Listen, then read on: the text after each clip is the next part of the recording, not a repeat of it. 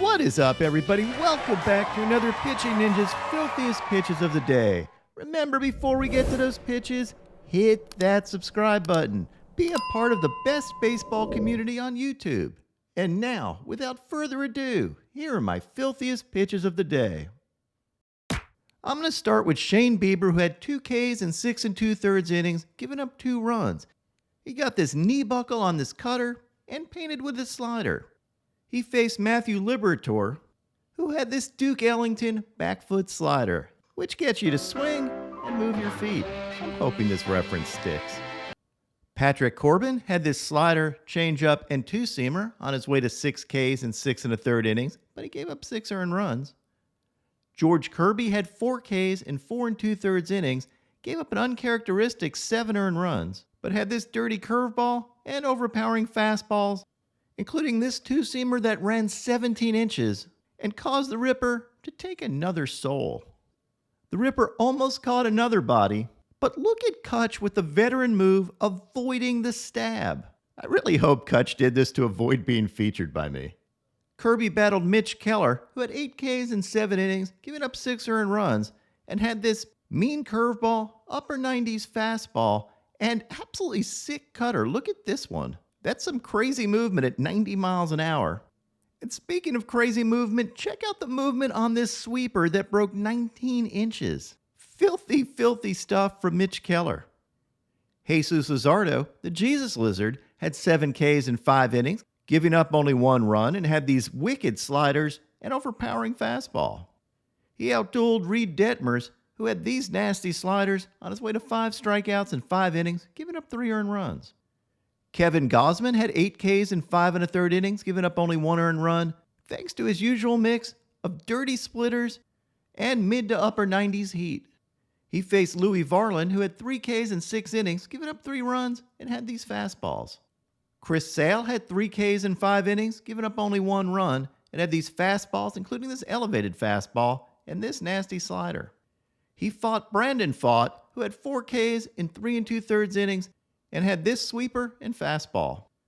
Alex Wood had this changeup and fastball on his way to 5 Ks in 5 2/3 innings, giving up only 1 earned run. Max Scherzer had 8 Ks in 7 innings, giving up 1 run, and really used his whole arsenal with changeups, sliders, curveballs, and cutters. Joe Musgrove had 6 Ks in 6 1/3 innings, giving up only 1 run, and spun the ball really well, mixing filthy curveballs and sliders. He faced Randy Vasquez, who had 6 Ks in 4 2/3 innings, giving up 2 runs, and had this filthy curveball and cutter. John Gray was dominant, really relying on his sliders, on his way to 8 strikeouts in 7 innings, giving up only 1 earned run. And he looked really good. On the other side, Grayson Rodriguez struggled again. He did have 6 Ks in 3 1/3 innings, but gave up 8 earned runs. He did have some filth with these changeups, sliders, and heaters, but was really inconsistent, and his command wasn't all that great. During the game, they discussed an adjustment Rodriguez made with his glove position because they thought he was tipping pitches. But that adjustment apparently didn't really help all that much, unfortunately. I'm confident he will figure it out, though. His stuff is really good, and stuff plays. A hologram of Lance Lynn pitched yesterday and had 5 Ks in 6 innings, giving up only 1 earned run. Why is it that Lance Lynn looks more unrealistic than an MLB The Show player? And Lance Lynn's first inning sure would have gotten someone to throw their controller. It was basically miscue after miscue, and look at frustrated Lance walking off the field. Later on in the game, though, was an all-time Lance Lynn outburst. He was rightfully frustrated at Alan Porter's inconsistent strike zone behind the plate, then got the K to get out of the inning and let out a big F off. Earmuffs. Got him! I assume he was paying homage to Logan Roy, so I decided to pair up their F off mechanics. Fuck off! Got him! Identical. Hunter Brown was absolutely dominant yesterday with 10 Ks in 7 innings, giving up only 2 runs. Brown put on another knuckle curve show. Check out these hammers. He got 10 whiffs on 17 swings on these knuckle curves for a 59% whiff rate on the game. And it paired really well with his upper 90s fastball And here's an overlay of that curveball and his fastball. And you can see just what makes that pairing so tough. You think you're swinging at a fastball, and that knuckle curve breaks so sharply, you end up swinging at air. Hunter Brown's 10 Ks also helped me win my parlay. And I am now up on the year. Woohoo! That was a quick turnaround after that long losing streak of losing 23 of 24 bets. It shows you got to stick with the process. Hunter Brown outdueled James Caprillion, who had 4 Ks in 5 innings, giving up 4 earned runs and had this slider. Justin Steele had 4 Ks in 3 2/3 innings, giving up 5 earned runs, but did have these cutting fastballs and this nasty slider. And he was outdueled by yesterday's filthiest pitcher, Hunter Greene. Hunter Greene was tremendous.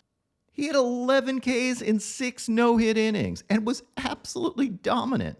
His fastball was up to 100.5 miles an hour and really overpowered hitters, getting 12 whiffs on that fastball. He could have had a no-hitter, but the Cubs did a good job of fouling off balls, especially with 2 strikes. They had 28 foul balls.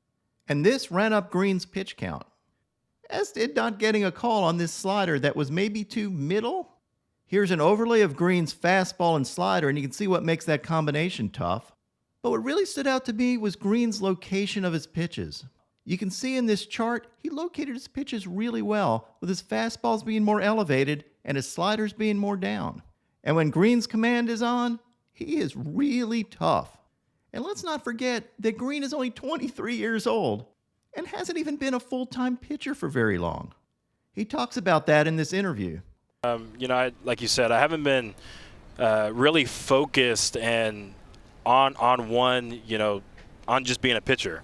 It's been, playing both positions, coming up through high school, being drafted, and still kind of hitting rookie ball in AAA, a little bit. So I don't want to say it's new, but, a lot of guys have been throwing since I've been in Little League or even, before that. I was really playing shortstop.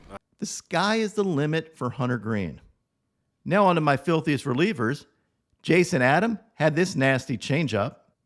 Josh Hader annihilated the side with fastballs and sliders. Ryan McKenna had this slow ball, and here's a home plate view of it.